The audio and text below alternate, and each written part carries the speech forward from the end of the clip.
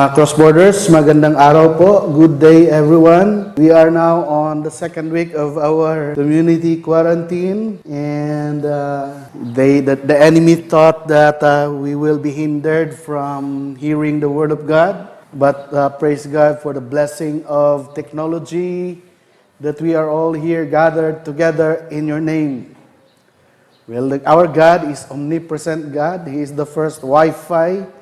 He is the first one who can be anywhere, and it's a reflection of one of His very character that we can communicate even though He's not visible physically, but He is with us. Kaya batiin po natin ang bawat isa ngayong umaga, yung mga nakasama natin dito online ng magandang umaga at God is going to bless you with His word today. Let's pray. Father God, we welcome you in our midst. Lord God, wherever we are, you will speak to us. You want to talk to us, you want to relate with us, Lord, because you want us to have an intimate relationship with you. And so, Father, we thank you, Lord, for this new day. Thank you, Lord God, for another opportunity and a privilege to receive your word. Despite of the physical limitations in your kingdom, there is no limitation. Father, thank you for that freedom. We bless, Lord, all that are here virtually and physically, Lord. You just, Lord God, refresh us with your word. Strengthen us that we may be able to breeze through with this present, Lord, circumstance that we have. Thank you, Jesus. We love you. We praise you. Amen and amen. Ganang maga po sa lahat. Ating pong binubuksan ang panibagong series ng ating mga sambahan. And we will be journeying with this series for the entire week of April, except po sa susunod na linggo dahil po tayo ay magkakaroon po ng Good Friday special celebration where every pastors, selected pastors will be sharing to us in the Cross Borders Global Community the last 7 sayings of Jesus Christ. So tuloy-tuloy lang po tayo. Sa araw na ito ay napaka-special din po dahil ito ang araw na sinasabi ng simbahan na ating mga kasama sa katawan ni Kristo, the body of Christ. Ito po ay araw na National Day of Prayer and Fasting. At pumapasok tayo sa National Week of Prayer. Amen po? So, let us, as we receive this word, let us stay in the attitude of prayer. We are in the attitude of prayer as we go through and breeze through with the season that we are facing right now. Now, welcome po sa bagong series. Ang pangalan nito ay Truth and Reality. Kasi po, kadalasan sa atin, there are similarities according to some definitions. Parang gahibla lang po ang pagkakaiba nito. Subalit yung gahibla na difference nitong dalawa ay magkakaroon ng impact sa ating mga kanya-kanyang pag-iisip, pananaw at pamumuhay. Kaya po, atin pong panghawakan ang reference po ng ating series na ito ay makikita sa John chapter 8 verse 31. Okay? Inuulit ko po, let's open our Bible in the book of John chapter 8 verse 31. So Jesus said to the Jews who had believed in Him, "If you abide in my word, you are truly my disciples, and you will know the truth, and the truth shall set you free." Now, let's look at the progression of this verse. Ang sabi dito, if it's we are not like robots na kung ano sabihin ng Panginoon ay talagang wala tayong magawa kung hindi ito ay gagawin. Ang gusto ng Panginoon sa atin ay bukas sa ating kalooban at puso na siya'y sundin dahil atin siyang minamahal. Kaya pwede pong hindi natin gawin to, subalit merong consequence po. At kung atin namang susundin po ito, ang sabi niya, if you abide in my word, kung ikaw ay mananatili, because the Tagalog translation of this abide, mananatili. There is a tendency na we might receive the word of God, but we do not remain on it. Why? Because of the different circumstances that the situations that we are facing. Kaya po, ang sabi niya, manatili ka. Kung ikaw ay mananatili, if you abide in my word, you are truly my disciples. Ang totoo pong tagasunod sa ating Panginoong Hesus, ang tunay na mga disipulo ni Jesus ay nananatili sa kanyang salita. At ano po ang magiging resulta nito? You will know the truth. Bakit pala? Meron palang mga hindi makatotohanan? Meron palang hindi totoo? Opo, napakarami pong panglilin lang kasi po ang sabi po ng Biblia ay the thief cometh to kill and to steal and to deceive us as well because they're taking from us this opportunity to receive the word of truth. Bakit po? Kasi ang katotohanan ay magbibigay sa atin ng kalayaan. Amen po? And so, napakahalaga po ang series na ito upang tayo ay magkaroon ng tunay na pananaw na nakabase sa salita ng Diyos. Amen po? So, kailangan po nating manatili sa salita ng Diyos. Now, atin pong hima-himayin ito. Kasi po ang series na ito ay pinangalanan po natin Truth and Reality. Kapag nag-uusap tayo, kung minsan, alam nyo, pag may problemang inaharap ang pamilya or even the company or even among friends, even among any conversations that we have, nakakarinig tayo ng salita na, maging realistic naman tayo. Ito ang reality. Dapat gumising ka. Now, the Bible has a different perspective on this thing, about reality. Kasi ang reality po denotes the world outside and its facts.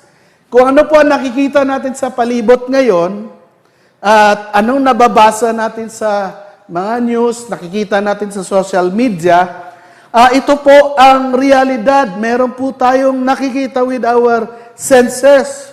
Pero ang sabi ng salita ng katotohanan, but the word of truth, when spoken and live with it, it affects reality. Ibig sabihin po, meron pong nagdidikta sa realidad natin ngayon. Kung ano po nakikita natin ngayon, there is a certain truth that affects on it. So kung atin pong isinabubuhay ang katotohanan, at ang katotohanan ay nanggagaling sa Diyos, magkakaroon po ito ng kakaibang pagdapo sa ating mga nakikita at nagagalawan. Kasi po, truth is the product of the supernatural world by our supernatural God. Well, the enemy is also working because in the supernatural realm, dalawa po ang kumikilos dyan. Ang ating Panginoon at ang kaaway. Amen? At ang trabaho ng kaaway is to deceive us. Tayo'y linlangin upang kung ano ang makita natin at kapag tayo ay na-deceive, ito ang nahahawakan natin na realidad.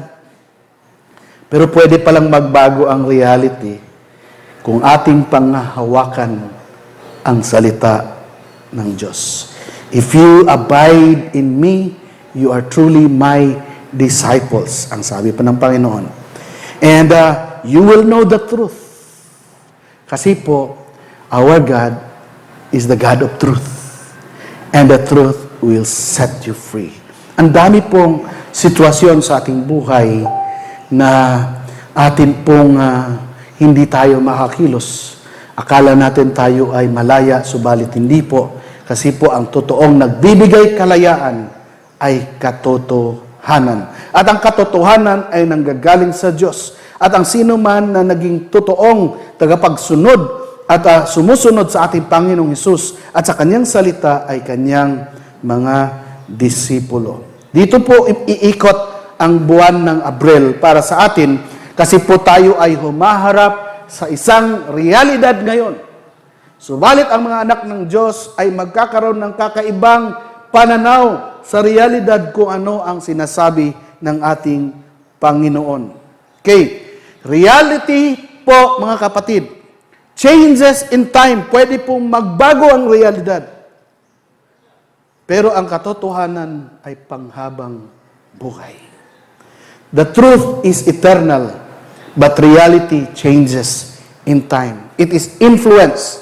If you are holding right now the word of truth and then later on, bibitawan mo ito at maniniwala ka sa sinasabi ng mundo, magbabago ang ating realidad.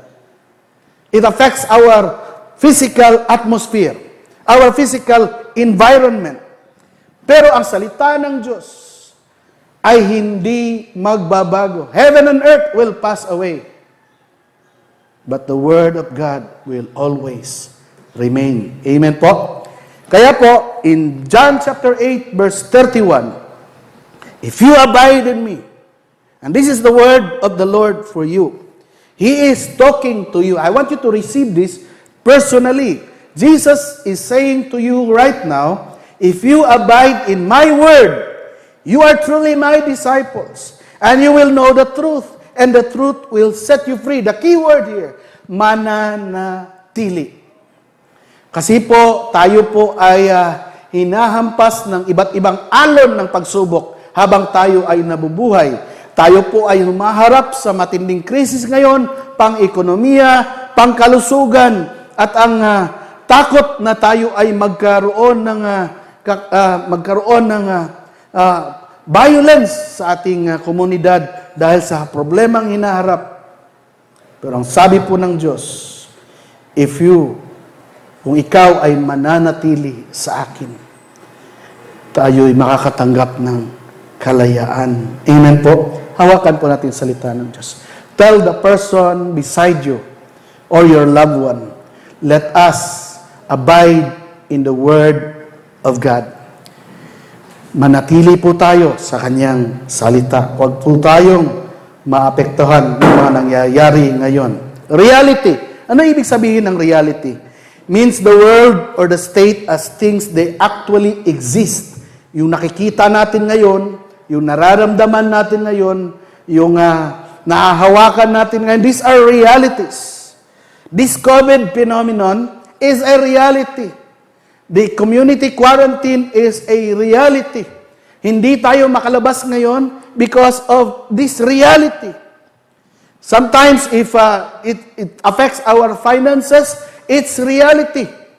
Ang pressure natin sa trabaho, it's a reality. Things that exist. As opposed to an idealistic or notional idea that comes from, itong word na reality comes from the Latin word realis, meaning it relates to things. So, the physical things around us is our reality. So, we cannot deny the fact that sometimes we are overcome by the realities of life. At dahil dito ay nawawalan tayo ng pananampalataya sa Diyos. Dahil tayo po ay nilamon at kinain ng realidad. Kaya po, ang dami ngayong principle ang mga tao. Be realistic. Maging realistic. Be practical because practicality is based on what we see and what we are experiencing right now on the physical realm. But let us try to unravel and uncover that reality is being affected with whatever it is happening in the supernatural. Do you think COVID is just a plain COVID that is creating havoc right now? Ang pinaka malala at makamandag na lason na bitbit ng COVID ay ang mga espiritong sumasama nito. Fear, doubt, COVID per se is a virus that can be managed. Kaya po, pag in-apply natin yung principle of total lockdown, mahihinto po ang pagsabog nito. Pero ano po ang dahilan at bakit marami pa rin ang natatamaan? Dahil po, napasukan ng takot. Napasukan ng walang pagtitiwala. Amen? Napasukan ng pangsariling interest. Okay? It's not the way how God is telling us to do in the time of crisis. Most of the realities happening around are products of supernatural conditions. Kadalasan po na nangyayari ngayon because of the supernatural conditions. God may have allowed it if bad things are happening, pero hindi po Kanya yan. Klaruhin lang po natin. The Lord comes to give us life that is abundant and to set us free. Why? Because God knows that the realities affecting us, if it is not in line with the Word of God, is of the works of the other player in the supernatural world. Now, dumako po tayo sa katotohanan. The truth. Ang Greek word ng truth is aletheia. Aletheia. What is true in any matter under consideration. Kung ano po ang katotohanan sa kung ano-ano man ang nangyayari dito, ayun po ang tunay na katotohanan. What is the truth behind what's happening? Okay? What's happening with the reality? There is a truth that is behind it. Kaya po, in Psalms 25 verse 5, ang sabi na ni King David dito, Psalmist David, sabi niya, "Lead me in your truth and teach me. For you are the God of my salvation, for I wait all the day long." David was a man after God's own heart. That he aspired, naturuan siya ng Panginoon. Tayo po pag natuto na, naging mayaman na, at nagkaroon na ng komportableng pamumuhay, ayaw na nating magpaturo sa katotohanan. Subalit si King David po, si Haring David, ay ang puso niya ay he has a very teachable heart that he asked God, "Lord, lead me in your truth." Panginoon, dalhin mo ako sa iyong katotohanan at ako ay iyong turuan. Dahil ikaw ang Diyos ng kaligtasan. Ikaw ang magliligtas sa akin. Kaya po ako ay mag-iintay lamang sa iyo. Huwag po tayo basta-basta po na sakupin, lamunin ng realidad ngayon. Kasi po, ang dapat nating gagawin ay tayo po ay manatili sa salita ng Diyos. Lead me in your truth and teach me, for you are the God of my salvation. For you I wait all the day long. Di po natitinag. Amen? Mag-antay po tayo. Kaya sabihan mo po yung mahal mo sa buhay, let's wait upon the Lord. Huwag tayong tarantatious. Okay? Huwag tayong magpawerla-werla ngayon. Be still and know that I am God, the Lord says, right now for you. Okay? Saint Augustine once said, "Where I found truth, there I found my God, who is the truth itself." Kung saan ko nakita ang katotohanan, ay doon ko rin nakita ang aking Diyos, na siya mismo ang katotohanan. Ang katotohanan po ay ang Diyos na nagmamahal sa iyo. Ang Diyos na nagliligtas sa iyo. Ang Diyos na nag-aaruga sa iyo. Ang Diyos na hindi ka iiwanan, no pababayaan. Kaya po hanapin po natin ang Diyos. Huwag po nating hanapin kung ano po ang solusyon ng problemang ito. Okay? There are practical things happening. God has given these principles for us to be protected from the COVID virus. But the greatest need that we have right now is God. Kaya po si Saint Augustine mismo sabi niya, Nung makita ko at madiscover ko ang katotohanan, nakita ko ang aking Diyos. Dahil siya mismo ay katotohanan. Amen? Ang mundo po ngayon ay nababalot ng panglilin lang at napakababaw na pananaw ng buhay. Alam niyo po, the only thing that you will be able to discover your very purpose in life and why these things are happening right now is to search for God, to look for God. Kasi siya po ang katotohanan. Hindi po tayo nagdedepende sa realidad. Nagdedepende po tayo sa sinasabi ng Diyos. Kung meron man dumarating na pagsubok sa ating buhay, ang una po nating gagawin, like my wife used to say, bawat may pangyayaring nagaganap, ano kaya ang sinasabi ng Diyos sa mga bagay na ito?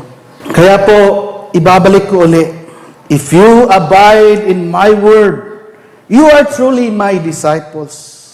Amen? Sino ang mga disciples ni Jesus dito? Kaway-kaway po kayo dyan. And you will know the truth. And the truth shall set you free. Hallelujah. Okay.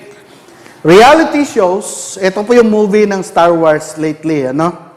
Reality shows statistics that Star Wars made lots of money. So, tumabok po sa box office, ilang milyong dolyar po ito. The truth is, ang katotohanan po nito, they lost money when you subtract the production cost. And they are saying that's why they need to release the baddest, nastiest, ugliest knock-off Star Wars films because of popularity. So kahit makita po natin, grabe no, kung ang daming nanood ng Star Wars, box office. So sa totoo lang, logi. Okay? So not all that glitters are gold. Reality is subjective topic. Truth is objective. Ano po ibig sabihin nito? Ang ibig po sabihin ng subjective po at objective is that ang reality daw ay subjective, pero ang katotohanan ay objective. Anything objective sticks to the facts, but anything subjective is subjected to feelings. For example, umuulan. Objective po yun. Okay? Subjective, I love the rain. May halo ng emotion. Kaya po, yung mga binibigay ng newspaper ngayon, lalo na sa mga mainstream media, these are, though nilalagyan nila ng facts, but commonly, tingnan mo ang plantada ng mga headlines nila, it's sensational. It must touch the very core of your emotion para tangkilikin mo. Ano? Kaya po, balik po tayo sa sinasabi ng Diyos ng katotohanan. The Word of God is the Word of truth. It is objective. And when kaibahan lang po ng salita ng Diyos, pag pumasok ang katotohanan sa buhay mo, magkakaroon po tayo ng kalayaan. Hallelujah. Okay po? Truth is always real. Reality is not always true. Klaro po? Ang katotohanan ay makikita at nagmamanifest po talaga ito. Pero ang mga nakikita natin sa ating paligid-ligid ay hindi lahat makatotohanan. It's fully deceiving. There was one time, si Leonard was only 8 or 9 years old, I think. I cannot remember the exact date. I was in Bacolod covering the hospital in Talisay City. And Ellen was crying. She sent me a message. Dahil Leonard ay umihi yata ng amber-colored na yun ang lumalabas sa kanyang urine. And Ellen is a health practitioner. She's a nurse and clinical instructor at that time. She was crying because nung makita niya yung mga symptoms kay Lennon, it's somehow telling us that there is a problem in his immune system. I forget the name. So, she studied it. Ibinuksan niya yung medical surgical book niya. Well, reality is there. Ano lang po sinabi ko sa it's not true.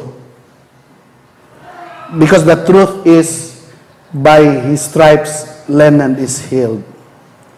Alam nyo, nung magbago yung perspektibo at narinyo ang mind namin mag-asawa, the following Sunday, umuwi man ako after a few days, we saw Lennon playing soccer in the UP ground here in Mintal.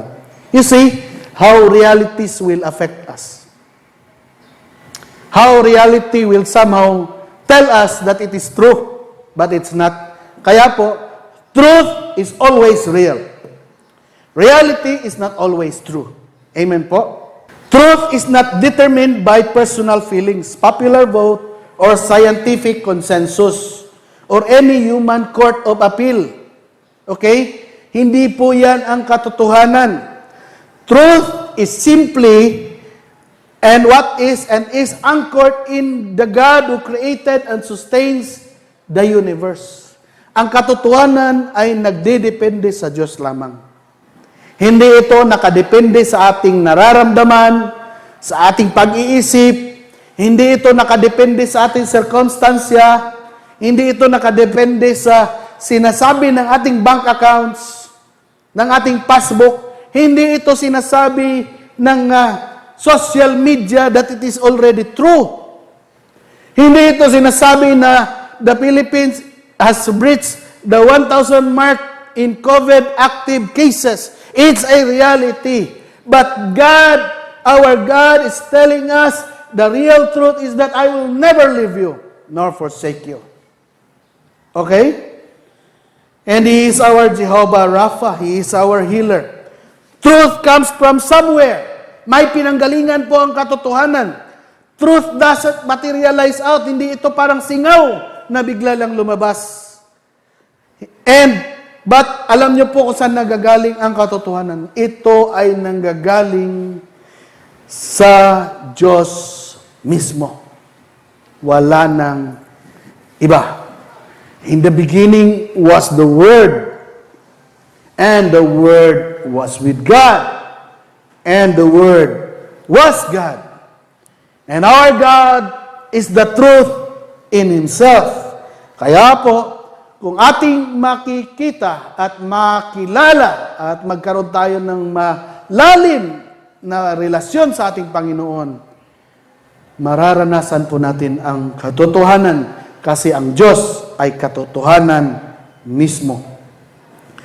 Theologically, truth is that which is consistent with the mind, will, character, glory, and being of God. Truth is the self-disclosure of God. Ang katotohanan mismo ang nagbubunyag sa Diyos at magsisiwalat ito sa ating buhay. Ang katotohanan ang magsasabi mismo na siya ang Diyos na magliligtas sa atin. It is what it is because God declares it, so made it so. All truth must be defined in terms of God, whose every nature is truth. Huwag po tayo magpapaniwala sa sinasabi ng mundo na ito ang katotohanan kung hindi man lang ito nakasalalay sa kalooban ng Diyos. Dahil ang katotohanan ay Diyos na nanggagaling sa Diyos at ang very character ng ating Panginoon. Amen po? It will not contradict with the Word of God because the Word of God is the truth itself.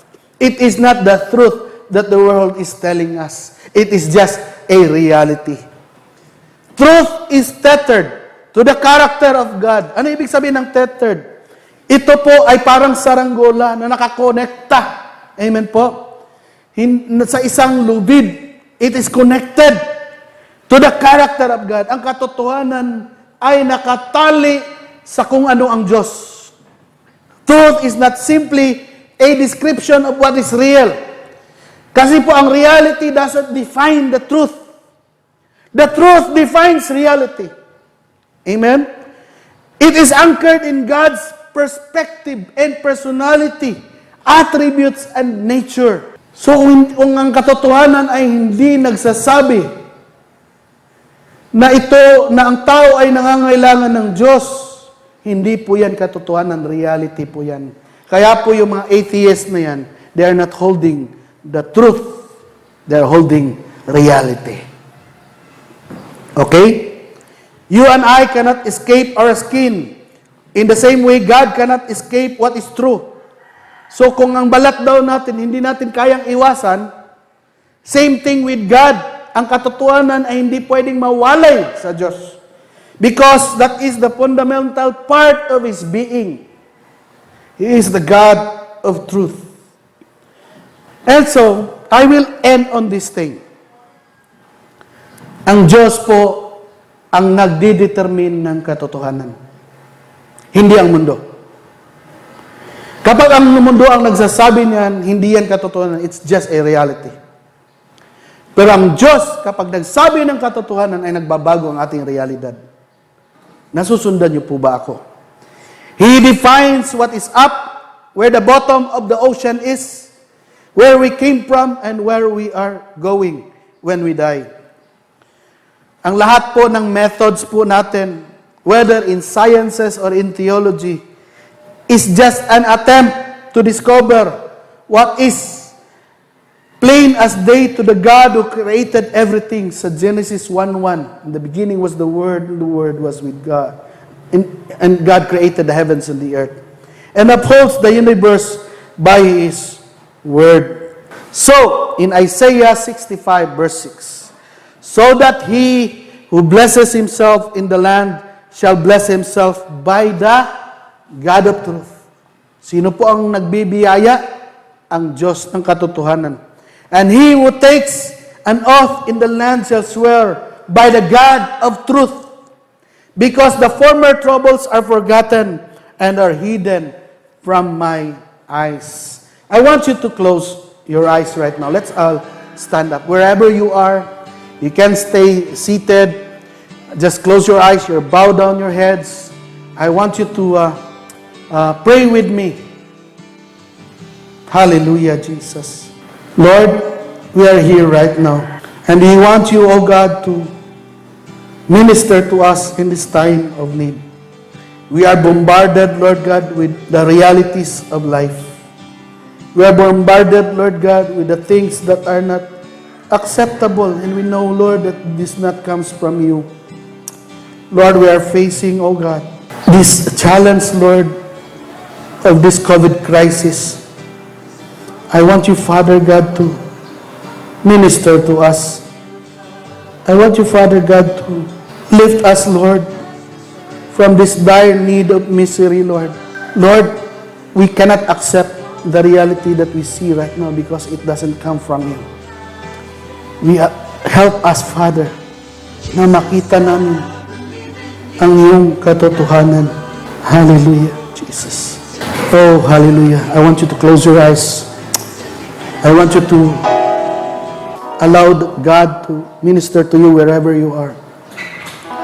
I want you to focus on God and His truth. Hallelujah, Lord Jesus. Oh, Rabashaka, Rabayandastuka. Lord, we need you. We are desperate for you. Come on, church.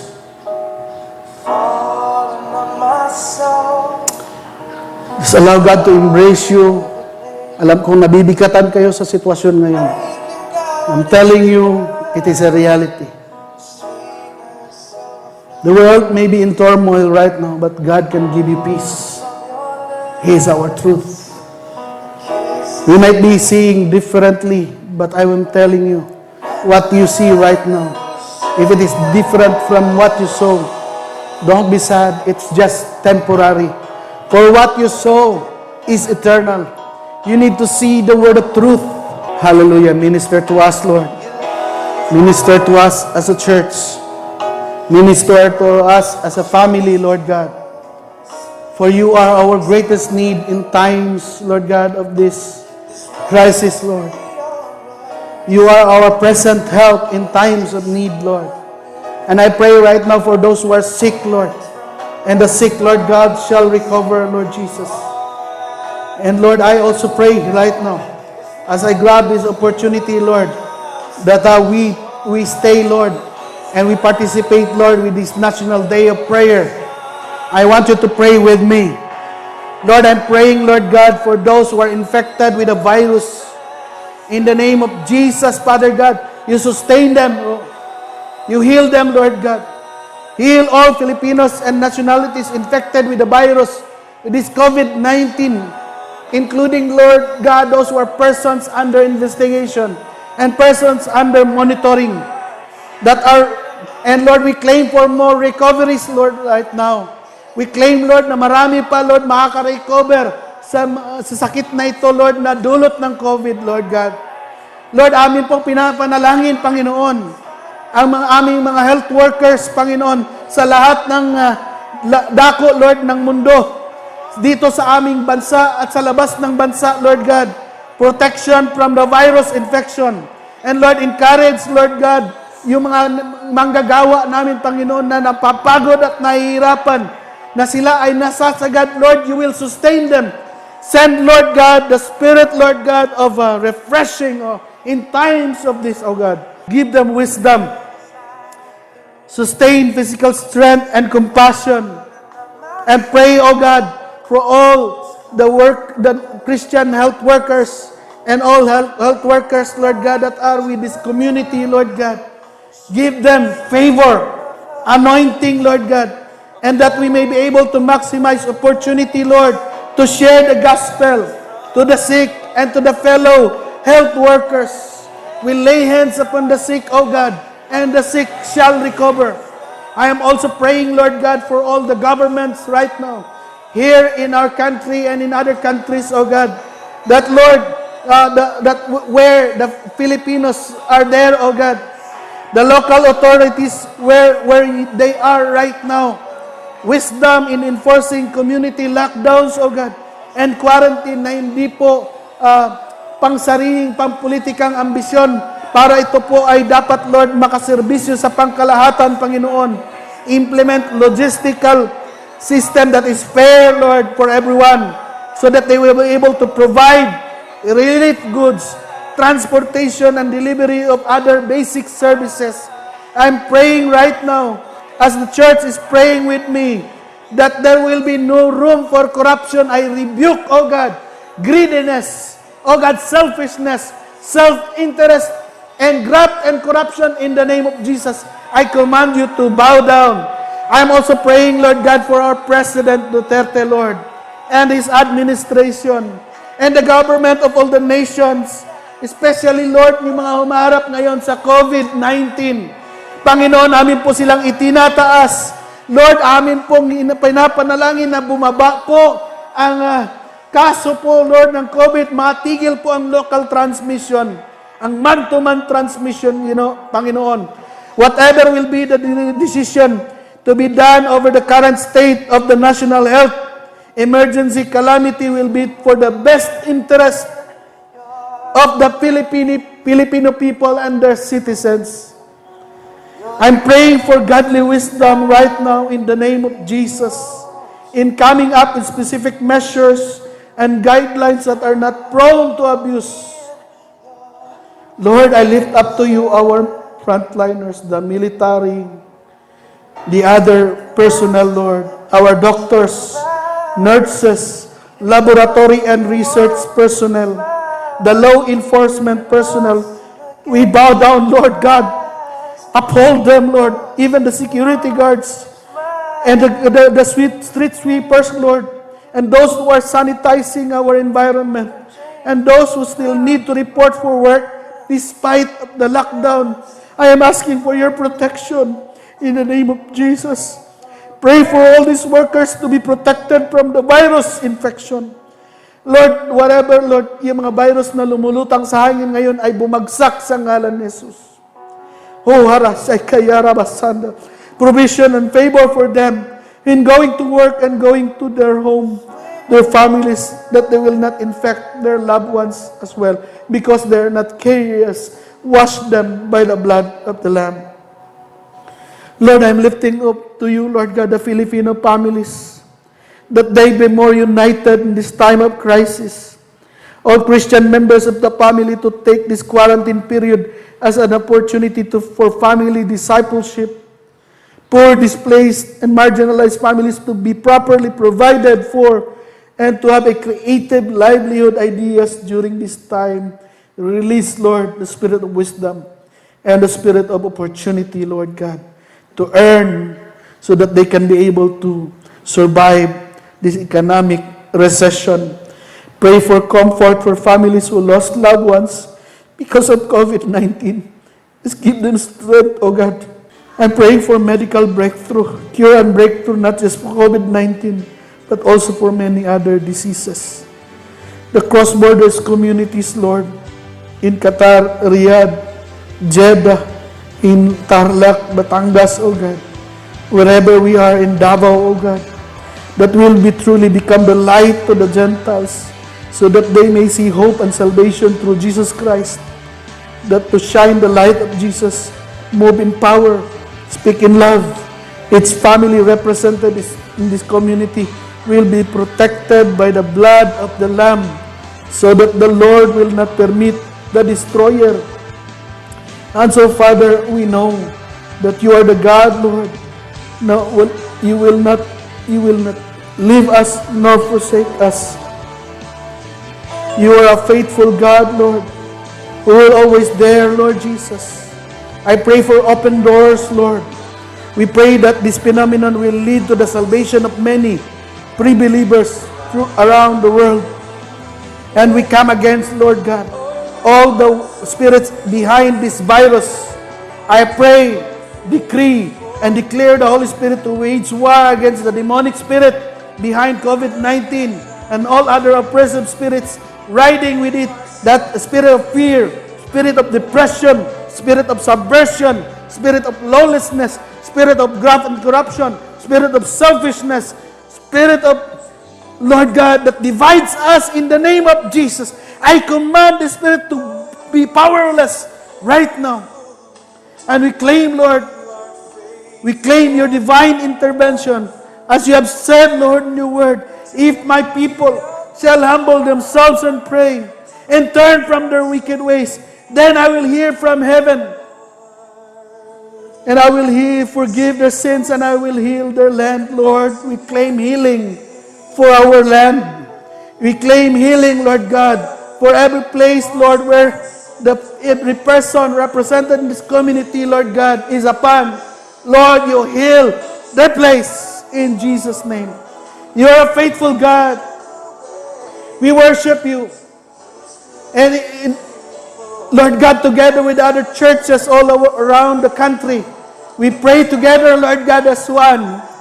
Heal our land, Lord Jesus.